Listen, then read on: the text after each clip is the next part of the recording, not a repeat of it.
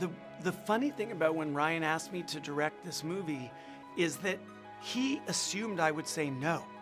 I was so instantly stoked. I don't know how else to put it. Like, I was a Deadpool fan and a Marvel fan long before I met Ryan Reynolds. And so I was thrilled, I was flattered, because I know what these movies mean to Ryan. And the fact that he was saying he'd only do it if I did it with him, I know the respect that is embedded in that request.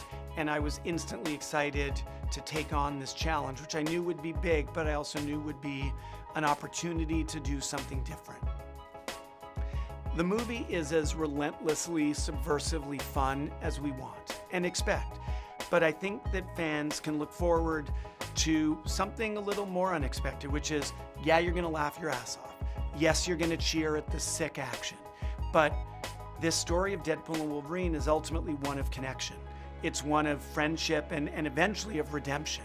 And so the movie delivers on the fun and the funny, but I think it also delivers on these characters and on heart. And I think that's another part of what people can expect. Here's the thing. Everyone assumes that we were sitting there crafting this team up between Deadpool and Wolverine, but we didn't have Wolverine. When we started off, and for months, for like 5 months, we tried to come up with a story for this movie. But remember, Wolverine was retired. Hugh Jackman had hung up the claws after Logan. And so we spent months with our fellow writers trying to come up with a story that felt worth making, and not just a repeat of Deadpool 1 and 2. Deserving of the MCU, because it's the first Deadpool movie in the MCU, but also grounded and rooted in character as a Deadpool movie. And we weren't cracking it. We were failing. And we were going to tell Kevin Feige, you know what? It's not happening. Let's punt a year or two. Ryan and I will go do something else. We'll come back to this. And on that day that we were going to tell Kevin Feige, Hugh Jackman called. And instantly the movie had a reason to exist. Well, I think that people talk about superhero fatigue, and I'm not sure I subscribe to that, but I do think there's CGI fatigue. And I think that's not limited to Marvel. That's in movies in general. We, as an audience, can feel the difference when something is created artificially and in post-production versus something that's baked in and real. And Wolverine is a real-world character. Deadpool is a real-world character. They don't come from outer space. They don't fly or have magic powers. And so the movie needed to be true to that authentic analog quality of these two anti-heroes. And so that meant we're not going to film on green screen. We're not going to shoot this whole movie on a soundstage like so many contemporary movies and other Marvel movies have done. We're going to go in the world. We're going to build real sets. We're probably going to get photographed by paparazzi, but that's okay. Like, it's not ideal, but it's worth it because we're going to give audiences a movie that feels gritty and real, and that's what we've done. Another thing that was fun for Rob Simonson and I is this movie is about legacy, and there are nods, and in fact there are tributes paid to the history of Logan, to the history of the MCU, to the Avengers. So the score at various points integrates melodic themes from those other franchises. So you'll hear the piano Logan theme from James Mangold's movie. You'll hear Alan Silvestri's Avengers theme laced in certain points. And so pulling in those themes that are legacy themes in a movie that is about legacy, that was very fun. When you're directing Ryan and Hugh in this movie, when I was directing Ryan and Hugh in this movie, and I'll never stop feeling fortunate that I got to be the one to get this pairing, you're getting 2 layers of a gift. One is you're directing Hugh and Ryan, who are humble, talented, hardworking pros. So just getting to direct these 2 movie stars who have, peerless work ethic and professionalism, that was a gift. But you're also directing Deadpool and Wolverine. You're crafting scenes with icons. And the thrill of that was never lost on me. Even by month 3, month 4, I still bounced to work because I got to see legends come to life. Yeah, I mean, the music in every movie is two dimensions always. There's what we call needle drops, which is songs, and score. For score, we hired Rob Simonson, who did the Atom Project for Ryan and I, and who also did things like Darren Aronofsky films and Age of Adeline and Spectacular Now, all over the place, sort of like my filmography. I like someone who is nimble, who doesn't just do one thing or something predictable. And Rob wanted to do, I really tasked him with, there's no Deadpool anthem. I've seen both Deadpool movies many, many times. I couldn't hum the Deadpool theme to you. So it started with Rob writing a Deadpool theme that we've now titled LFG that is contemporary and has a blend of electronic and weird-ass sound effects that Rob created and heavy emotional orchestra, all combined for a theme and an anthem, really, that hasn't existed in the Deadpool franchise, but now very much does. Before we had Wolverine in the movie, we knew that Deadpool's chosen family was imperative. Blind Al and Vanessa and Dopinder and Yukio and NTW and even Shatterstar and even Buck. We knew that those earthbound, real-world characters were a huge part of the DNA of the Deadpool franchise. They are as close as Wade has to family, and they mean the most to him. So bringing them back and shooting those scenes where I felt a bit like I was hosting a family reunion, because these are all actors who worked together since Deadpool 1, long before Deadpool was a thing. And they've all been on this wild ride together, and I just kind of sat back and watched the reunion happen and tried to capture in my movie some of the warmth and connection I was seeing on set.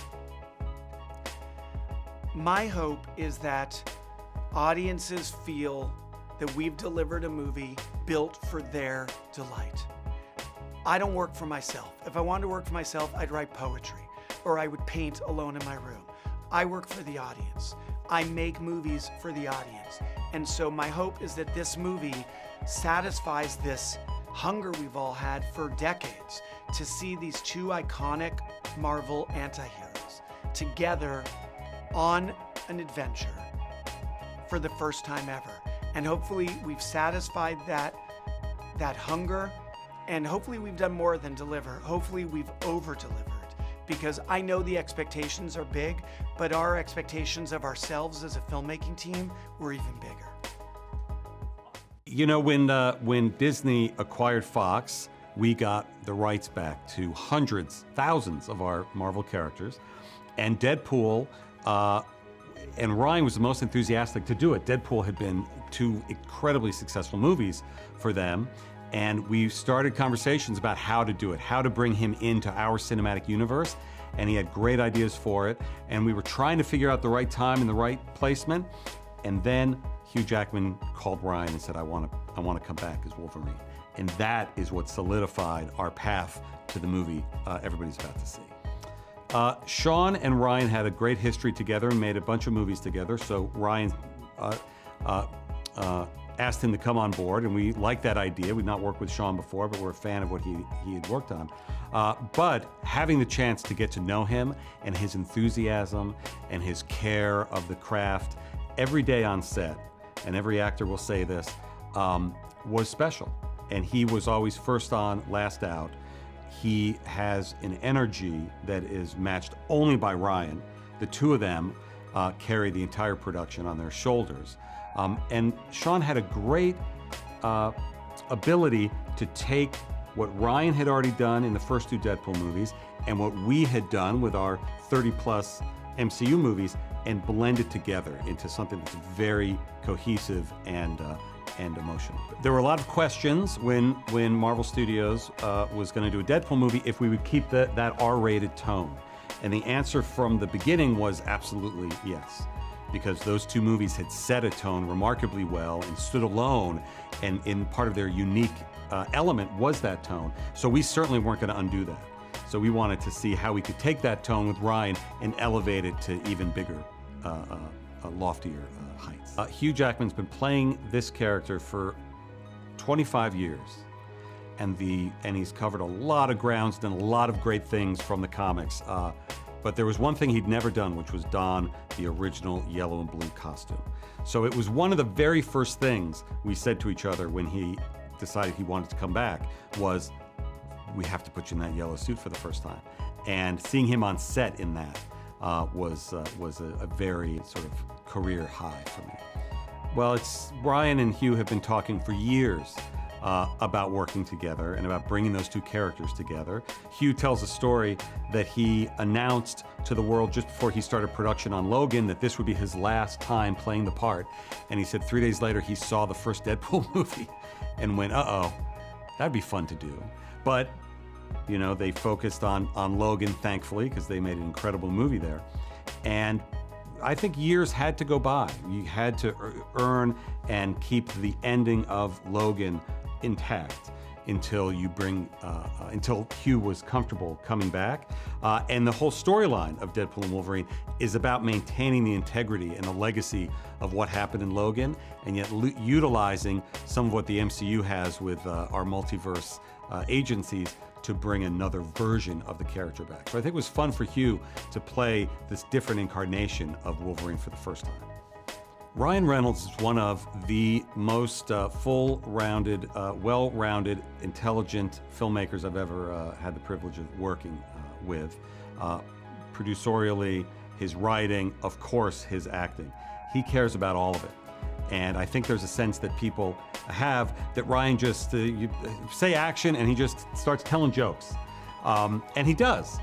But before that happens, he spent months or years toiling over the script and toiling over the conceit of the movie in a very, very detailed way.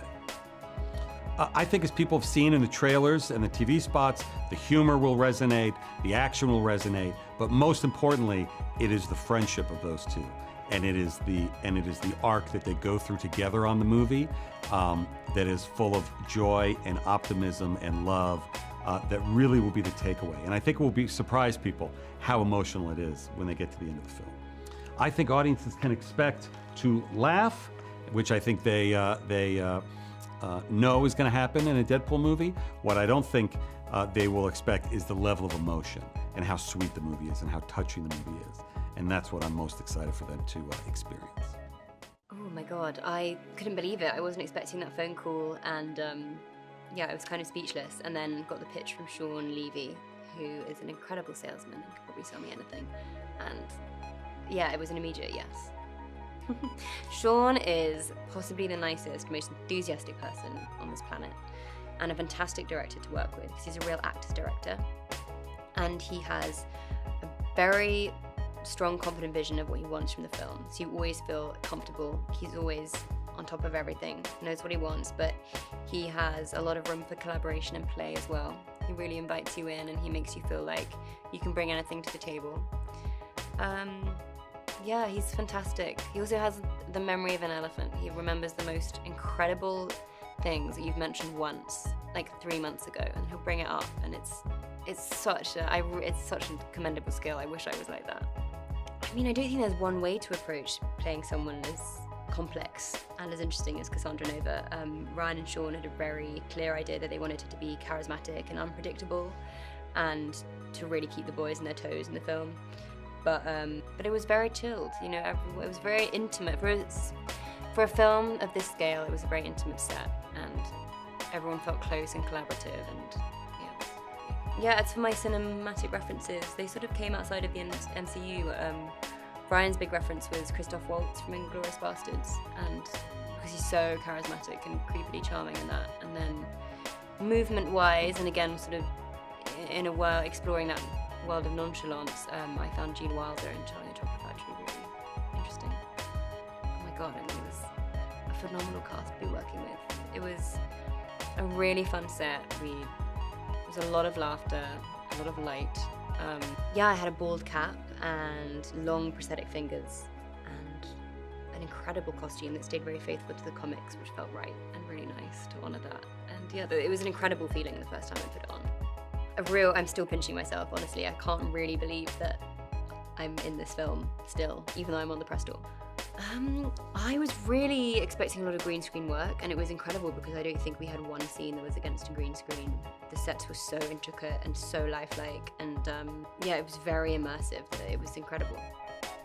The makeup process was long, and the makeup department are saints because I'm a real fidgeter. But God, there are so many that could fit. Audacious, I think.